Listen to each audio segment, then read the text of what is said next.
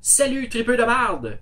Petite mise au point avant de commencer, j'ai finalement décidé de faire la critique de tous les films qui ont été visionnés depuis le début des soirées Crap of the Crap. Je critiquerai pas soirée par soirée comme je pensais le faire, je vais plutôt y aller film par film, en commençant par le premier. Abraham Lincoln vs. Zombies.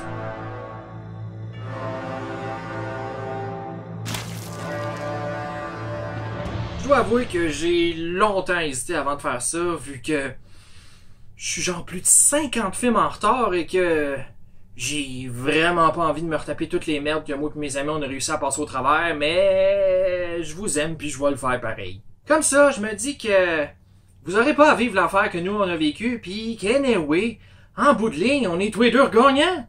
Vous retrouvez avec plus de vidéos, puis moi plus de contenu. Donc, première soirée Crap of the Crap, premier film. On s'attendait à ce que le bal soit lancé de façon magistrale avec un titre de la compagnie de Asylum, puis avec un nom comme Abraham Lincoln vs. Zombies. On s'attendait à voir, Abraham Lincoln se battre contre des zombies, hein? On y a droit, mais pas beaucoup. En pleine guerre de sécession, Abraham Lincoln apprend qu'une menace plus grande que l'armée des Confédérés risque de compromettre l'avenir du pays. He's telling stories of walking dead men, cannibalism, insane, clearly. Walking dead men.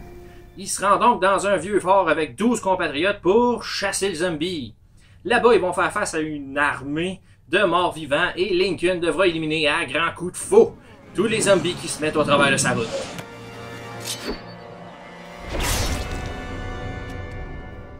Après en avoir entendu le résumé, selon vous, est-ce qu'Abraham Lincoln vs. Zombies c'est un film intéressant? Si jamais vous répondez par l'affirmative et que vous hésitez à l'acheter, le louer ou si vous entrez en contact avec lors d'une toute autre situation hypothétique, la meilleure chose à faire, c'est tout d'abord de le prendre dans vos mains et de regarder la pochette. Après ça, absorbez le fait que ce film-là existe, puis pincez-vous pour faire sûr que c'est bel et bien vrai et que vous rêvez pas. C'est pas un glitch dans la matrice, c'est réel puisque vous l'avez entre vos mains et vous aussi vous êtes réel. Donc, le film existe.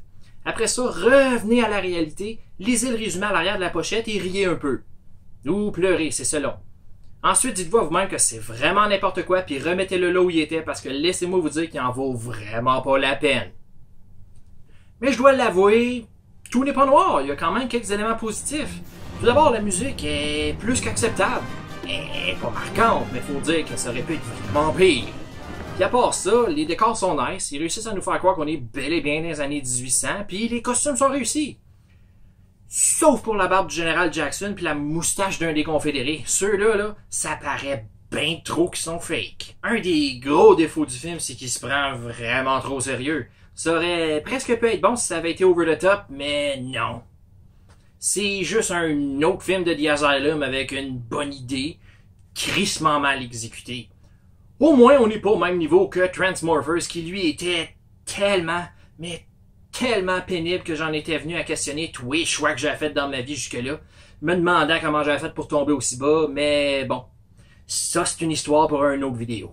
Comme beaucoup d'autres mockbusters, il y a vraiment trop de blabla. Ça pourrait passer si les dialogues étaient intéressants, mais non. La plupart du temps, sont vides puis les acteurs les livrent avec des performances plus qu'ordinaires. What is there of use to say over the bodies of dead young men? I personally witnessed you slaying 2 unarmed Confederate soldiers mere moments ago. They entered this fort seeking shelter, and you cut them down.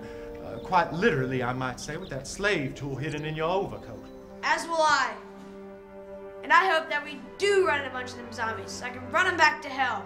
Il y a pas mal juste celui qui joue Abraham Lincoln, Bill Oberst Jr., qui se débrouille pas pire, mais même là, je suis généreux. Visuellement, le film est même pas le fun à regarder. L'image a toujours une teinte un peu délavée, ce qui fait que les rouges sont pas assez rouges, puis le sang toujours l'air brun bourgogne. Les scènes intérieures sont un peu trop sombres, tandis que les scènes extérieures, elles, sont surexposées. Autrement dit, c'est laid. Côté maquillage, ça fait dur. Tu sais, quand quelqu'un dit qu'il pourrait faire mieux, ben, c'est pas des farces, je pourrais faire mieux, puis j'ai déjà fait mieux avec probablement moins qu'eux. Les zombies ont juste un teint blanchâtre tirant sur le gris, pis that's it. Ils ont peu ou pas de traces de morsure, pis ils ont rien de spécial. C'est juste du monde semi-maquillé habillé en linge d'époque qui avance très lentement. Sérieusement, c'en est risible. Un enfant de 6 ans déguisé en pouliche pour l'Halloween est plus épeurant. Puis il est probablement mieux maquillé aussi. Comme si c'était pas déjà assez, l'armée de morts-vivants est loin d'être une armée. C'est beau s'il y a plus que 10 zombies en même temps à l'écran. Puis j'ai checké sur MDB. Je les ai comptés. Il y en a 50 au total dans le film. 50 zombies. Ça, c'est sans compter les personnages qui se font mobs et qui le deviennent, mais quand même, c'est vraiment pas beaucoup. Il y a plus de monde en ligne l'été au Dairy Queen pendant une canicule. Puis pour couronner le tout, il y a pratiquement pas de gore. Oui, il y a un peu de sang, mais la plupart du temps, il est rajouté par ordinateur, puis ça paraît.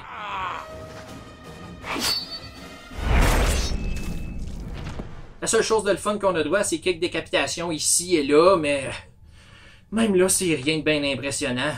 Sérieux, un film de zombies, pas de gore. Shame on you, The Asylum. Shame! Spoiler! Puis comment ça finit? Ben, après avoir attiré tous les zombies dans le fort et l'avoir fait exploser.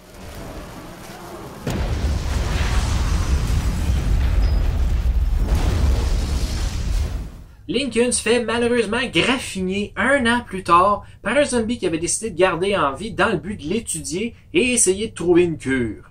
Il envoie donc une lettre à nul autre que John Wilkes Booth dans le but d'organiser son assassinat et ainsi éviter une nouvelle épidémie. Faut que je l'avoue, la fin est quand même cool. Mais elle rend pas le film moins plate. Le highlight du film, la mole du président Lincoln qui est jamais vraiment au même endroit, ni de la même forme ou couleur. Abraham Lincoln vs. Zombies est un film aucunement mémorable. Si vous voulez toujours le voir après ma critique, sachez que les 96 minutes de torture que vous passeriez à le regarder seraient mieux investis en regardant, pendant exactement le même nombre de minutes, le vidéo du petit singe qui se sent le doigt après ça l'avoir mis dans le péteux. Donc, pour résumer, c'est un peu d'Abraham Lincoln, un peu de zombie, à peine de sang et beaucoup de rien. J'ai-tu besoin de vous dire que je le garderai pas, celui-là?